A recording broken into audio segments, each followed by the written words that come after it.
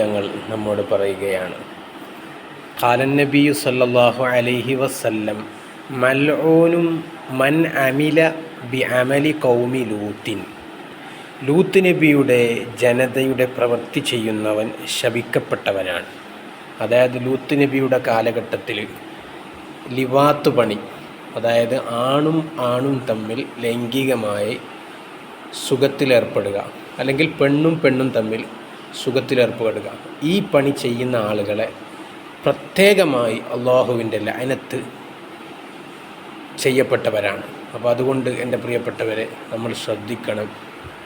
ഇങ്ങനെയുള്ളൊരു പണി നമ്മുടെ ജീവിതത്തിൽ വരികയാണെങ്കിൽ തീർച്ചയായിട്ടും സൂക്ഷിക്കുകയും അത്തരം പ്രവർത്തനങ്ങളിലേക്ക് പോകാതിരിക്കുകയും വേണം. കാരണം അള്ളാഹുവിൻ്റെ ശാപമാണ് കിട്ടുന്നത്. അതേപോലെ തന്നെ മലക്കുകളുടെ ശാപം, നബിമാരുടെ ശാപം, അവരുടെയൊക്കെ ശാപം കിട്ടിയാൽ അവസാനം നരകത്തിൽ കടക്കേണ്ടി വരും. അള്ളാഹു കാത്തുരക്ഷിക്കുമാറാകട്ടെ. അതുകൊണ്ട് വളരെയധികം സൂക്ഷ്മതയോടുകൂടി അത്തരം പണികളിലൊന്നും ഏർപ്പെടാതെ നമ്മുടെ ജീവിതം മുന്നോട്ട് കൊണ്ടുപോകണം. അള്ളാഹു നമുക്ക് തൗഫീഖ് നൽകുമാറാകട്ടെ.